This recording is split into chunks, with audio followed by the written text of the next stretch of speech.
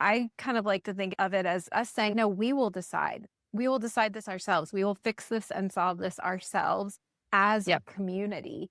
And I think that's the thing to celebrate. That is what we're celebrating on July 4th, is what happens when a bunch of people get together and decide that they will run a country themselves. That's the American Hmm. experiment. Yeah. Yeah, totally.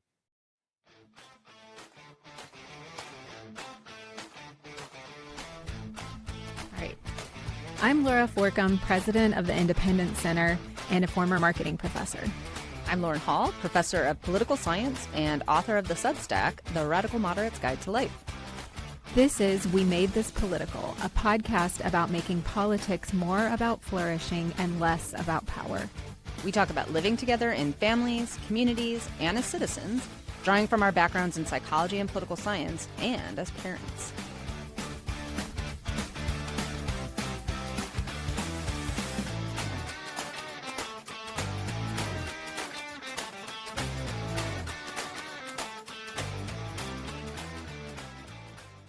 Hi, everyone. We're here with a special episode for July 4th. We have two guiding questions and maybe others that will pop up as we go. One of which is, what does how do we think about being patriotic in 2025? The related question is, what are we celebrating on July 4th in 2025? So what are some of the things we are thinking about in those spaces? So, Laura, do you want to kick us off? Do you have any thoughts on what you think patriotism should be in 2025? Yeah. So I think about patriotism as celebrating the fabric of American life. And to me, the image in my head is always people in the towns around you. I know July 4th imagery often is Washington, D.C., the Capitol building and the Washington Monument and fireworks and things like that. But what's in my mind is always the town where I live and gathering with people from my community to celebrate civic life. It sounds a little bit hokey, but I do think it's worth celebrating, because one of the things that's unique about the United States that's easy for us to lose sight of is that it's not actually very normal to live with people who are of different races, ethnicities, cultures, and religions. And that's what the United States is. Whether you want to argue about it being a melting pot or a salad, either one works for me. It's this incredible ability of people to have this balance of kind of holding on to what is their cultural heritage, and at the same time embracing new practices and other people with different beliefs. I'm making the case for pluralism right now.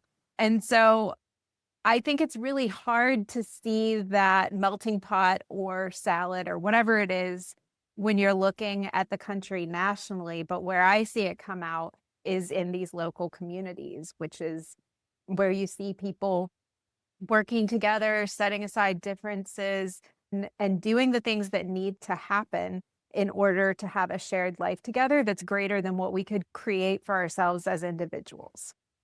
Yeah, that makes me think about, we have the town over from me is definitely more socioeconomically diverse, and I think also probably more religiously and ethnically diverse. And we went over there a couple 4th of Julys ago because they actually have a really good 4th of July celebration. There's the usual funnel cake, all of the food, and then this really great fireworks display. And one of the things that was really cool was seeing all these little kids walking around with their Muslim moms carrying American flags. You see a Sikh family over there and some Orthodox Jewish folks. Like, it's not that religion, ethnicity, or culture doesn't matter, but everyone's sort of coming together. To your point about the melting pot versus the salad, one thing I like about that particular celebration is that it's very much the salad approach. You can still tell who is a Muslim American, who is a Sikh American. Nobody is pretending that these differences don't exist, but everyone's eating funnel cake and have little American flags or doing whatever they're doing. I really like that event. I think it's really nice to see people coming together. There's a spatial element, which goes to your point about shared spaces, being able to find these shared spaces where you can connect with people that you would not normally connect with. I probably go grocery shopping with these people occasionally, but I don't see them otherwise. That's one of the things I like about the 4th is that it kind of makes that visible. Mhm. Absolutely.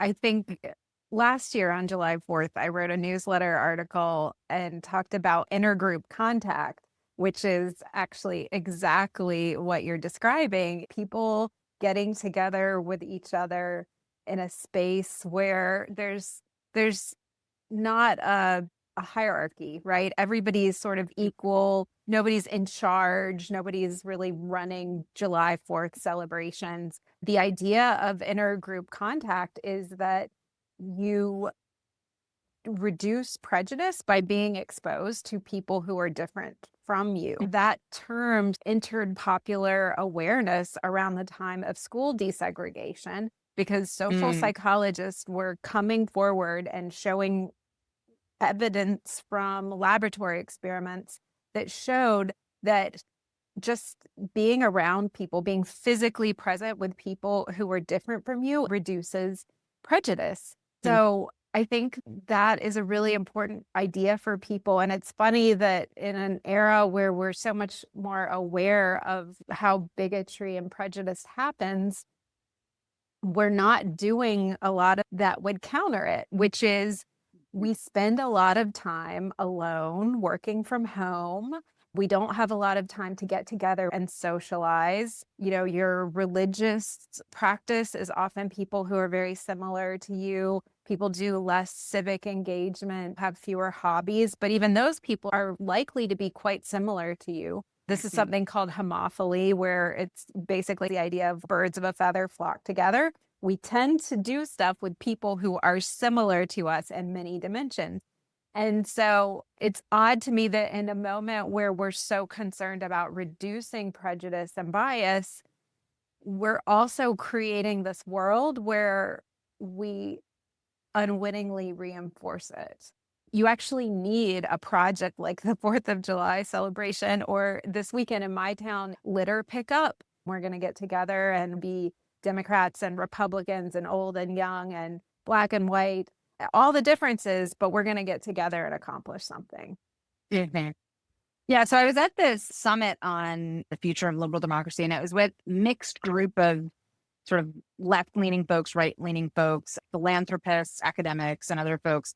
One of the things that people kept coming back to is we know what reduces polarization, conflict, and bigotry. It is sustained interactions with people who are different from you, especially when they involve solving a common problem.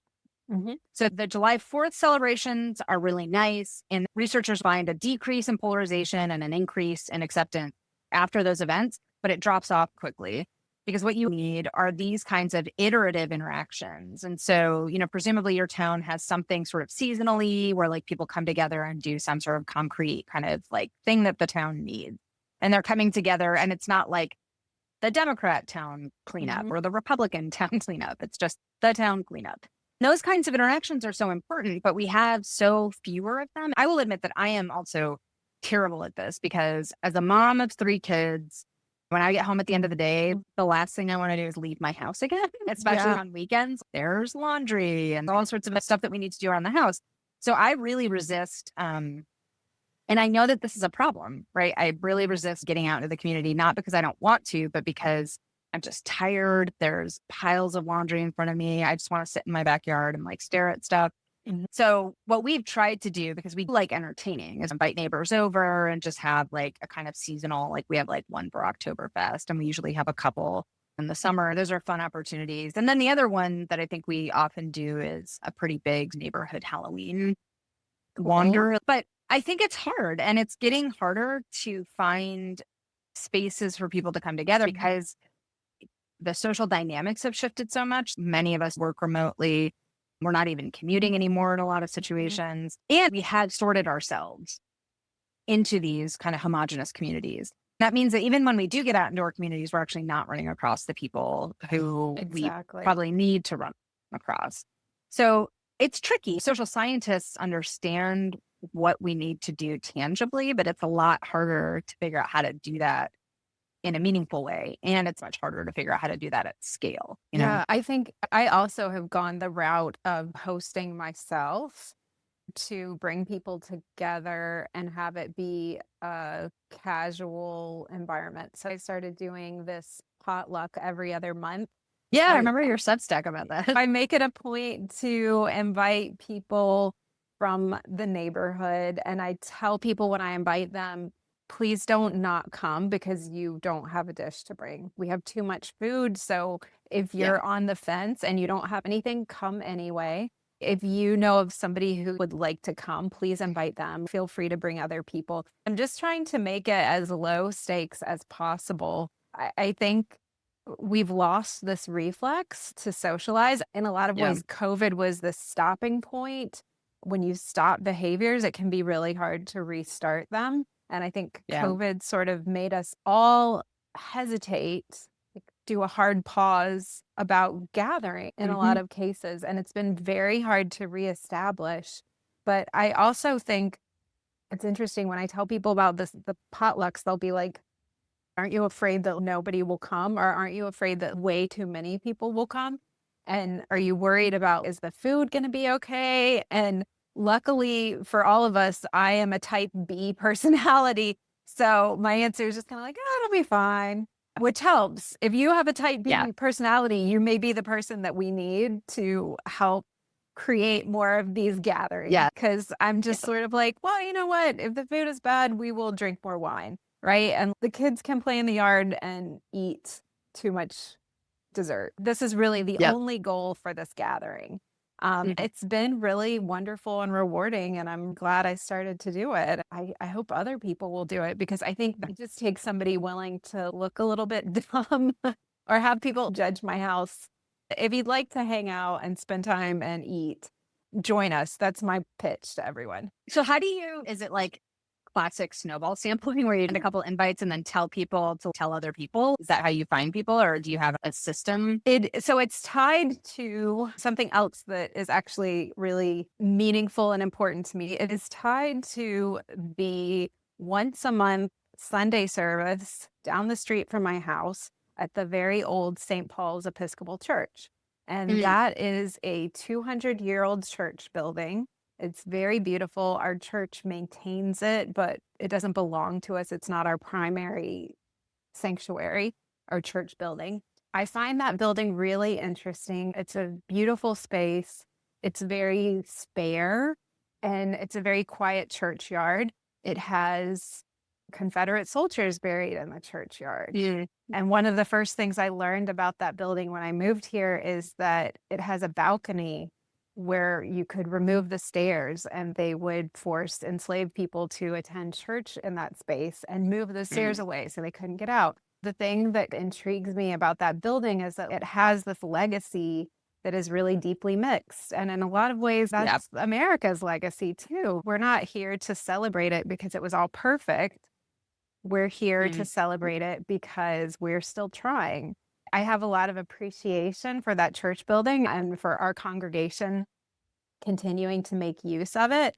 And so if you want to go to the 5 o'clock service and then come to the potluck, you're welcome. But please don't feel like you can't come if you aren't going to attend the church service. Yeah. Like, you're Yeah. welcome to join us, whether you want to go to the service or not. Mhm. They happen to co-occur, but I get a lot of people from church, but also neighbors and things like that. Mhm. Yeah.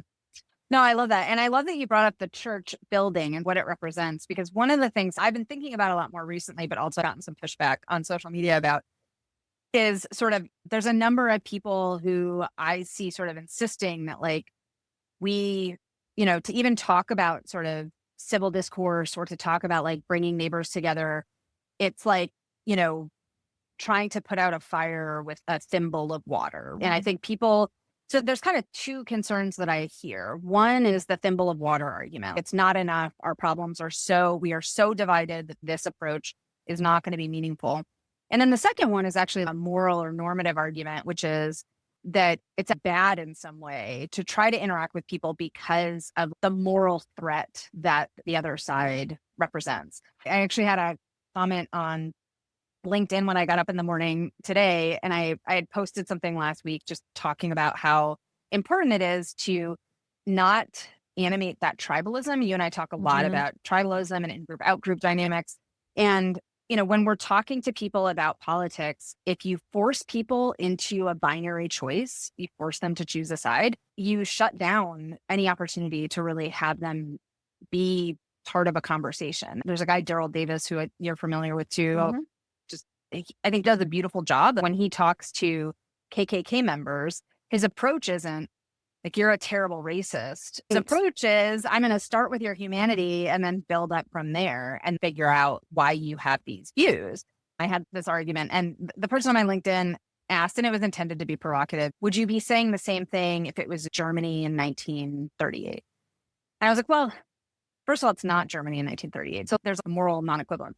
But I still think that even if it was Germany in 1938, I would hope that you actually would. I mean, part of what the Nazis did so well is isolated people and separated them across ethnicity and race and class.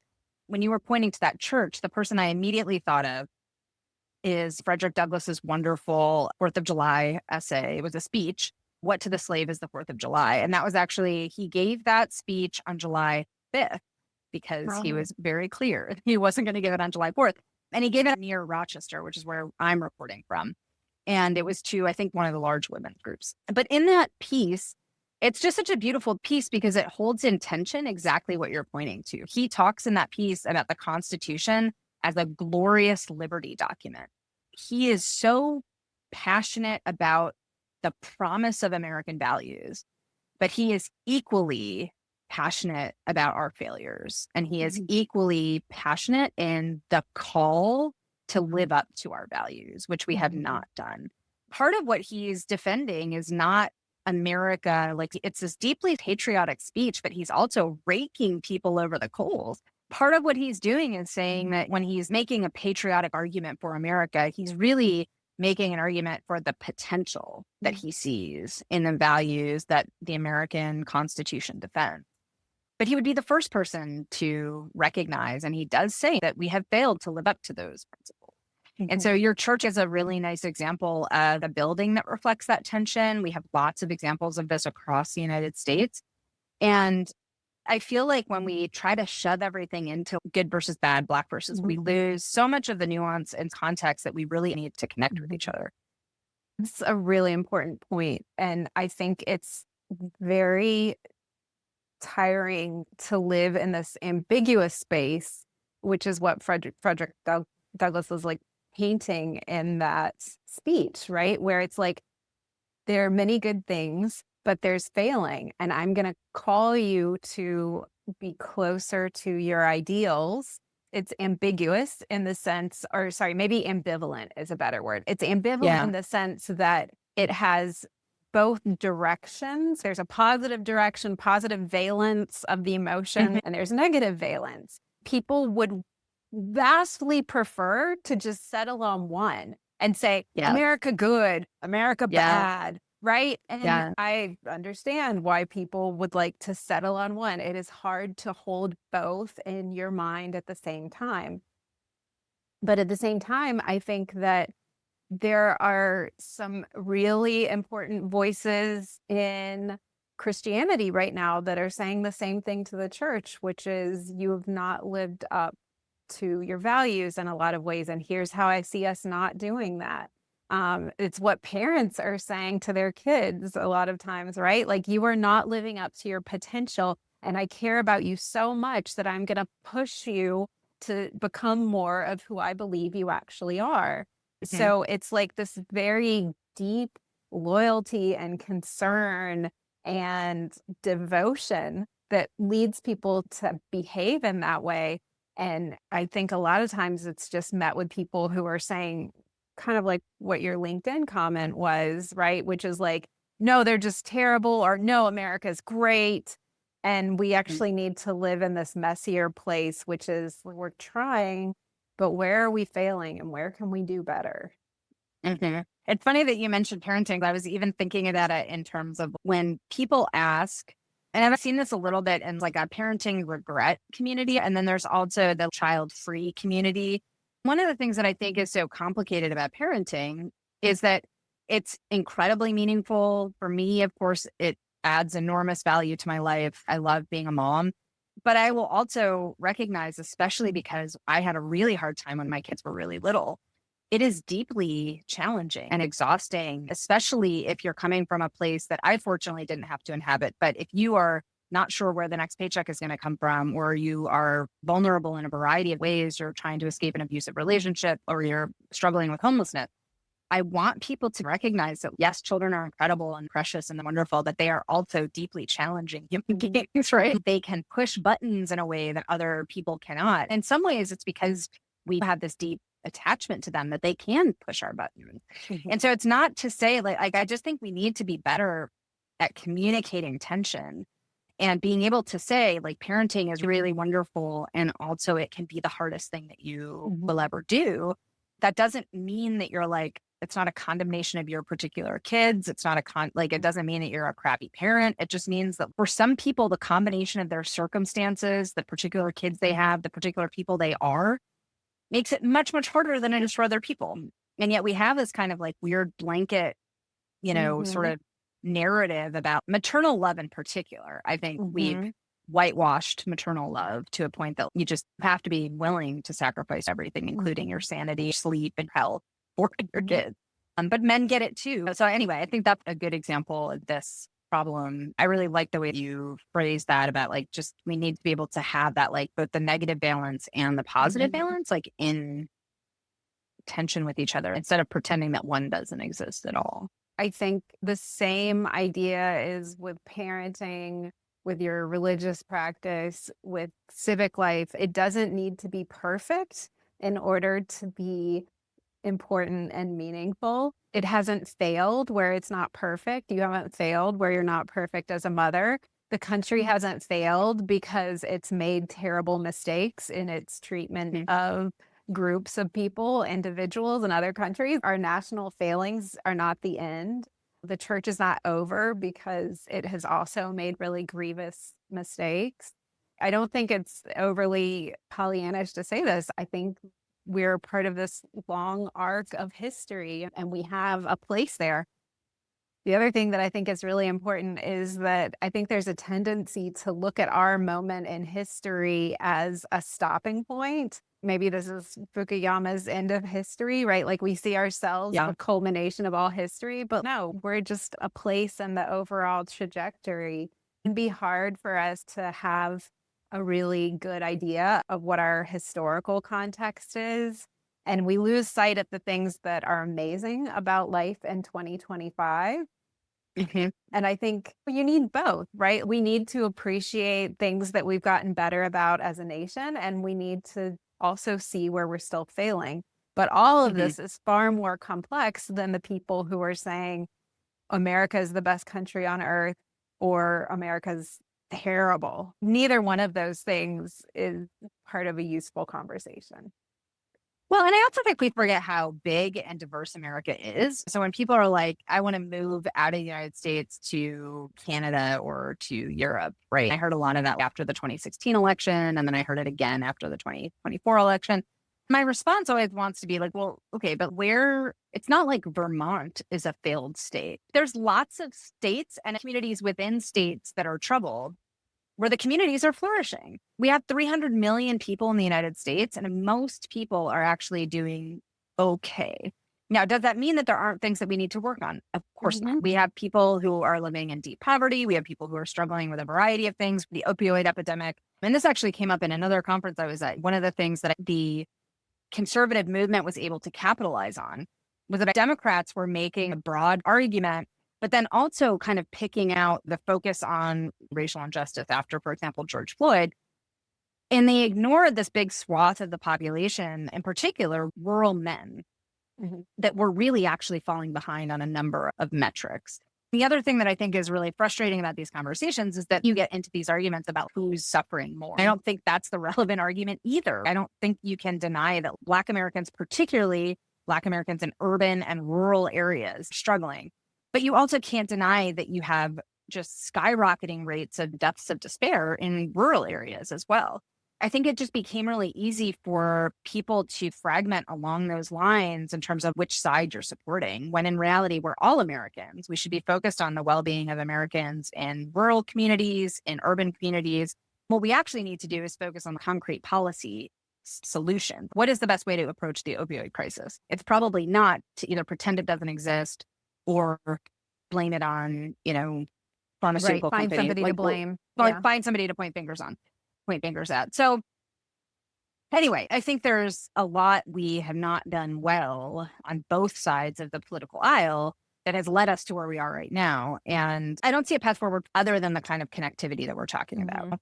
Like, I don't have a lot of control over electoral reform at the national level. One thing I can do is host a potluck with my neighbors. I think we do have to keep, we talk a lot about the locus of control and where you can make a difference. But I do get kind of frustrated with the arguments that if you focus too much on local communities, you're ignoring these big problems. I don't think we are. I just think we are trying to focus people on something tangible. Yeah.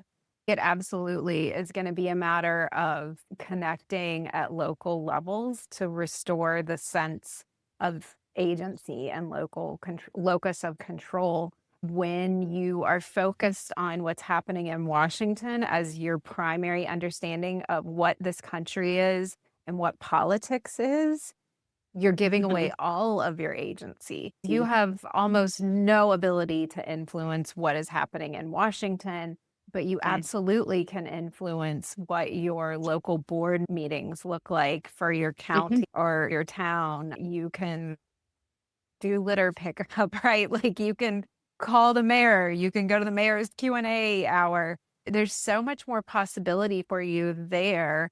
And I just think people need to call national politics what it is, which is basically a soap opera at this point. Congress is not doing anything. And the president is one person. He's an influential person, absolutely. But when all of our attention is focused there, it has this trickle down effect in terms of how people believe the rest of the country operates. And if you weren't listening to what people in Washington said about Democrats and Republicans, I don't think you would come to those same conclusions yourself from Republicans and Democrats that you meet in your town. When you're talking about your commenter saying, would you say the same thing if it were Germany in 1943? Equating the two political parties in this country where either one of them are Nazis, I think is absurd.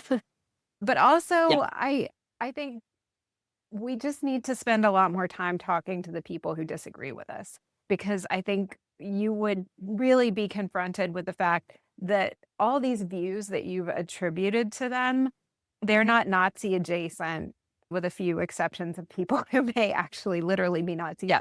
But, that's not the environment that we're operating in. And our continued interest in figuring out who are the present day Nazis and what we should do about them is a really silly way to conduct civic life. Well, it lends itself, and this was part of what I found so funny about that comment. It was exactly what I was trying to point out, which is that when you equate Republicans with Nazis, you don't actually open up any door to understanding. I always think about that amazing, like that Mitchell and Webb look, like they have that amazing skit, like, are we the baddies? Amazing. It's really funny. So it's these two guys in World War II, and they're like looking at, like, one of the guys sort of like getting introspective, and he's like, but are we the baddies? And then his companion's like, of course not. They're the bad guys. And he's like, but we have skulls on our caps. Like they have something, like, anyway, it was just, and he starts sort of going into like all this like symbolism of like death and destruction. He's like, I'm just worried that we're the baddies. But it's not like calling someone a Nazi gets them to ask whether they're the baddies. What it actually does is it gets them to say, well, the left is a bunch of anti-radicals or a bunch of Marxists or whatever their particular bogeyman is. And I just find it so frustrating, because you're absolutely right that most people are not, in fact, that extreme. The other piece of this too, that I think we've been talking a lot about our own communities, but one of the things I think we've done less of in recent years is travel in a way that exposes us to local communities across the United States. There was a really great book by this Black motorcyclist who drove his motorcycle throughout the Deep South. I think it was like the 90s. I'll find the name of the book. But one of the things was he had lots of friends who were like, you are literally taking your life into your hands. Why would you, a single Black guy on a motorcycle, ride through the Deep South? part of the reason that he felt called to write this book is that that was not his experience, right? People in the Deep South of both races were deeply kind and welcoming. They helped him when his bike broke down or they fed him food. His experience really was, we've created this like, Yeah. symbol in our head of what race relations looks like, particularly in certain regions of the country. If you never get into those regions, you will never know that's a false vision. And so a lot of these myths are self-perpetuating because we're not getting out and meeting people with different views and because we're not actually talking to people. And that's a lot of the work that the bridging community tries to do with Braver Angels and some of these other things. It's one of the things that's just hard to get people to if they're not inclined to do it already. So psychology talks a lot about false consensuses where everybody has this agreement about how other people act. And it's hard to test the consensus to find out what other people are doing because we don't want to reveal these things. So the classic example in that literature is premarital sex. And so in the 60s and 70s, when this research was being done, everybody was waiting till marriage to have sex. And when you ask people estimates of what other people were doing, it was like they would say, 90% of Americans are waiting until marriage. When you survey people about their actual behavior, 25% of Americans are waiting until marriage. But you can't correct this consensus because there's just a lot of factors for keeping the consensus where it is. What are race relations actually like? What is all kinds of different behaviors. But when you were talking about that false consensus around what it would be like to be a Black man in the Deep South, I was thinking about what it's like in airports these days. For a while, there was a ton of media coverage of how terrible airports are, people behaving awfully on airplanes and in airport waiting lounges. And I am always shocked at how kind and thoughtful and considerate people are everywhere I travel.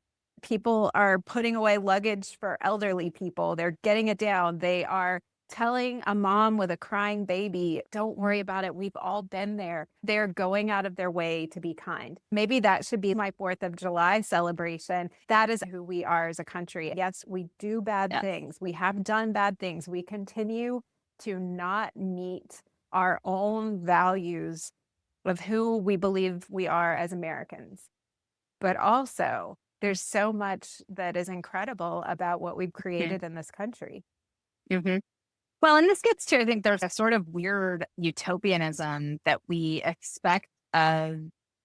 So I think there's like two dynamics that you sometimes see. One is the cynical, like, well, all politics is corrupt, so we can't expect anything better out of it. And then there's the sort of utopian, like, we're falling so short of our goal. But what individual among us is living up to our ideals in every, this is why people struggle with like habit formation, spiritual growth, relationship health, whatever level you want to think about it at. We're all like not reaching the levels that we are hoping to reach, but that you keep trying. It doesn't mean that you're just like, well, I'm a garbage person and I'm just calling it a day. Right. And so I think when we dismiss the United States as like fundamentally broken, first of all, I don't think the evidence suggests that. And some of the research that like the Independence Center has done, but also research that other political scientists and other groups have done, shows that in general, the American people are much, much less polarized than elites are. You and I actually were having a conversation before this started about how elites are weird. We care about weird things. Trusting our perception of America is going to be a really weird thing to do because we actually don't have a good idea of how the average person in a low income town is interacting with their neighbors. And the reality is they're probably interacting in a pretty pro-social way. And obviously there's pockets where there's real struggles, but we're missing that big picture. Some of this is a negativity bias, academics, and people who are trying to solve problems are looking at the problems. We're spending a lot of time in the problems, but we're not necessarily focusing on the spaces that are amazing because those aren't the spaces we're studying. There's a lot of bias built into how we are talking about the American experience right now. It makes me sad because I think there are a lot of people who are deeply grateful, including immigrants, right? Including people who have come to this country and found a wonderful home. I'm guessing some of them are pretty sad by what's going on, but I think there are also like sad by the characterization of what American communities are supposedly like. My concern is that if we start hearing those narratives too often, that becomes the reality. That's how you get the false consensus, right? We tell Yeah. ourselves these stories about what America is like. For people who are incredibly critical of the United States, you should talk to some immigrants about why they decided to move to the United States and the opportunity and the promise that they see here. And I think it can be hard for us to appreciate just the extent to which there's opportunity in this country that is not based on your socioeconomic status. I'm not saying everybody can pull themselves up by their bootstraps. What I am saying is that in other countries, it's a lot worse and a lot more of a challenge. The United States does meritocracy better than most other countries I'm aware of. And this is not my area of expertise. Please let me know who does it better. I would love to know more about this.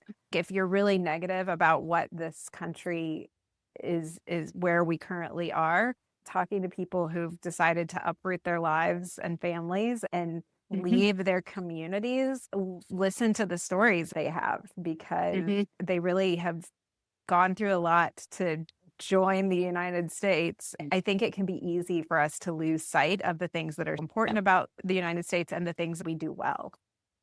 Yes, absolutely. And I keep coming back to just how big the United States is. When we look at, I think sometimes we do these comparisons of like, well, compared to like Sweden. I'm like, Sweden is this country, right? Like, yes, we have 300 million people. We have huge land mass, right? Like, it would be like, the variation across Europe, including chunks of Eastern Europe. There's a lot of variation in Europe too. And again, this isn't to say, and this is a trap I don't want to fall into, we are not saying we stop working, we stop fighting, we stop calling out injustice or calling out unconstitutional acts when they occur. But what we are saying is that if you focus only on the negative aspects of the American experience, you will miss most of the American experience. And that is, I think, the real problem. And it's interesting because I feel like a lot of that negativity is coming from information that we hear from Washington. If you're like me and envision the 4th of July as something that you're going to do with your local community, then that is America, right? Like, that's actually what America is. It's not dysfunction in Washington. It's not name calling of, whatever sort of like din of Republican or Democrat failure in another part of the country. It's people in their communities working together, connecting across difference to create things that individuals can't make. Yeah. And that is the thing that you should be celebrating on July 4th, or at least that's what I'll be celebrating on July 4th.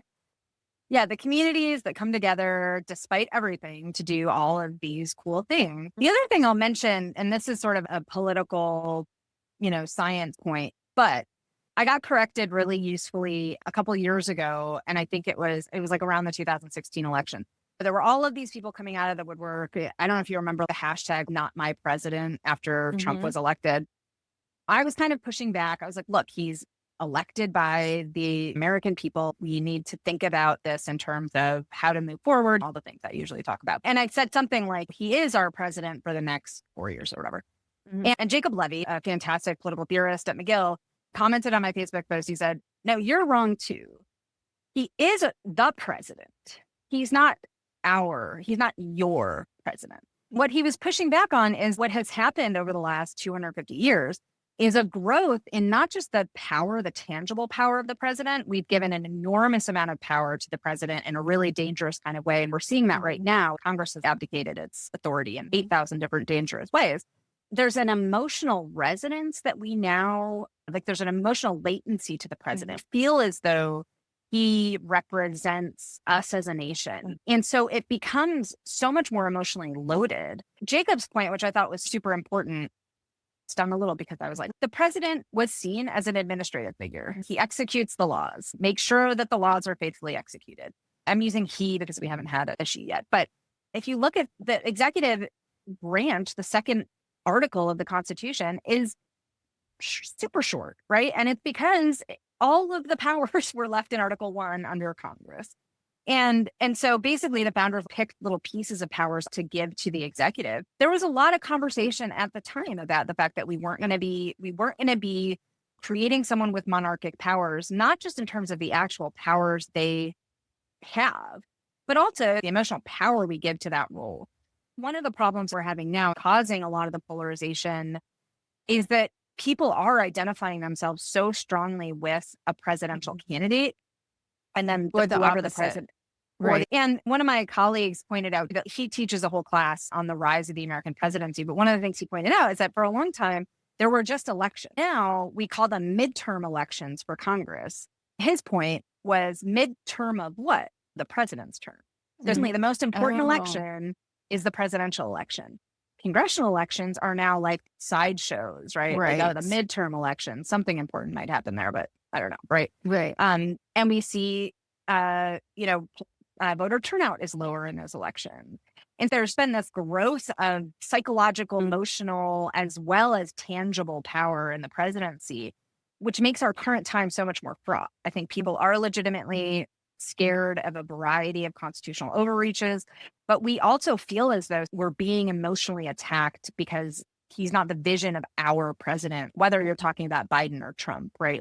There's now this enemy in the space that we think are like father It's a figures should sacred be, space, right? And I just think we need to let's cut that out. Let's just the president is an administrative role. Like if you feel that way about your I'm an associate dean, so I like to sort of joke about if you think about the president as like an associate dean, nobody cares about associate deans, right? They get a lot done behind the scenes, even though people say that we don't.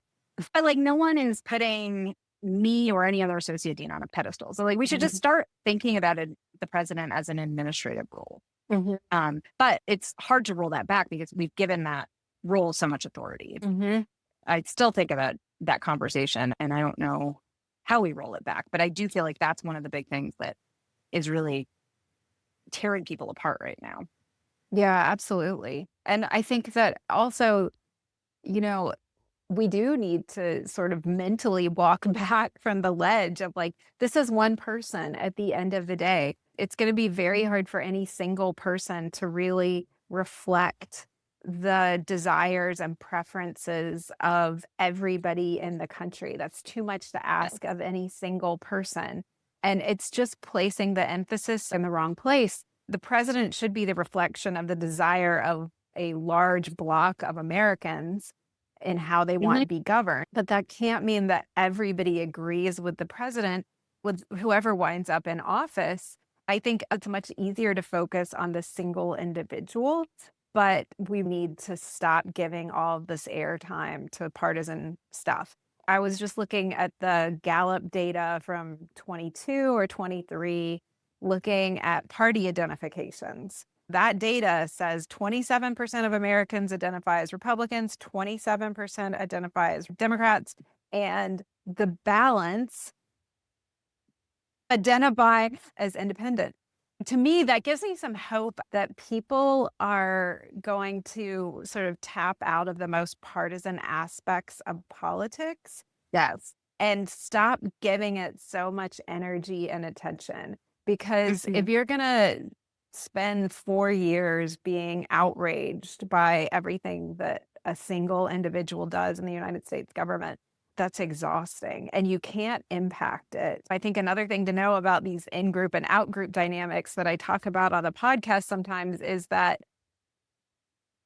where you have somebody who is an out-group member from you and they see you outraged or deeply upset, that's pleasing to them. That means they're doing something right. I think we need more people to question this. I think they're starting to question it because that's why they're stepping out of this deeply partisan identity. I think the people we are most likely to hear from are a small but vocal minority. They're shouting and saying things that are really extreme, but it's a false consensus. This is not what most people actually think. Yeah. I was actually thinking about that this weekend. There was a conversation about political communication and polarization and media silos, which is absolutely a problem. One of the things I would love more research on, I'm hoping to find it somewhere. And if no one's doing it, they should. If we are creating these media silos where everyone who listens to Fox News gets one view and everyone who reads the New York Times gets another view, and that is ostensibly increasing polarization, right, in terms of media consumption, things like that. Why do we see this pattern of people opting out? Why do we see more and more people saying, screw this? I think some of the research on media broadly is that people are getting more of a mix. There's still deep polarization in terms of people's media consumption, but I'm interested to understand why, despite that, we're not seeing higher rates of identification with the different parties. We're seeing less. And you would expect that that would not be the case. I think I'm in the same way that you are. I'm very hopeful that growing number of independents is not people who, I mean, some have obviously probably just opted out because they're exhausted, but a big chunk of them are people who are tired and really looking for a better alternative. If you look at voter turnout, it's not like we're doing amazingly in terms of voter turnout either. A lot of Americans are like, well, I just want to focus on my community. I want to focus on my neighborhood. I think we need to stop giving them so much air and mental space in terms of what we celebrate in 2025. I think there's a lot to be really hopeful about, but we need to start doing more to inoculate ourselves against the sort of hyper-partisan, elite, hyper-polarized national politics. Instead, root ourselves back in the pluralistic, much more nuanced space of communities, and to a certain degree, state politics too. We can make choices about what we give mental space to. Yeah, I like what you were just saying, because it made me think that the presidency is really just like some guy who's saying, I'm going to fix it for you, and the other side saying, I'm going to stop him. All of that is handing government over to somebody else. It's saying our whole lives should be controlled by this one person or this two-person dynamic. And government is us governing ourselves, right? Like that's happening in our states. It's happening in our local communities. And I kind of like to think of it as us saying, no, we will decide. We will decide this ourselves. We will fix this and solve this ourselves as a community. And I think that's the thing to celebrate. That is what we're celebrating on July 4th, is what happens when a bunch of people get together and decide that they will run a country themselves. That's the American experiment. Yeah, totally. Yeah. And a lot of the focus of the founders was on local community. They did not trust, they were not deep trusters of either national government or the executive.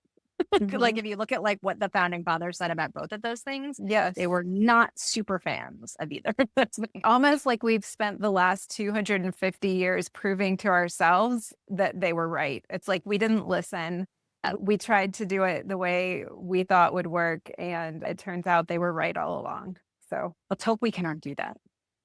We're almost at time. I think we've talked about some of the stuff we're hopeful about. Is there a reading or something that you like to come back to around July 4th, or any kind of document that you like to refer to around this time of year? That's a really interesting question. And mine, not recommended reading, it's recommended listening. This is the time of the year when I make the kids listen to Aaron Copland with me. So you might know Aaron Copland as the composer of a lot of American music. He wasn't even an American, interestingly, and he captured the sound that I think is so deeply American. Some of it is based in folk songs and spirituals that are very beautiful. Some of it is just based on what he thought the American West sounded like. Time of the year, we listen to rodeo, the rodeo suite, quite a bit. If you remember the beef, it's what's for dinner commercials, like the 90s, that is Aaron Copland.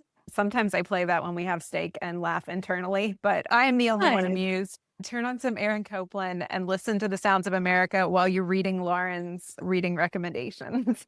I love that. Mine's going to be mostly because I asked a question I had not thought about deeply enough. If you have not read the full Frederick Douglass speech, What to the Slave is the 4th of July, read it. It's amazing. But you have to read the whole thing. It's really long. Sometimes people read snippets of it. And if you read a snippet in isolation from the rest of it, you actually can polarize his message in exactly the opposite way that I think he would have intended.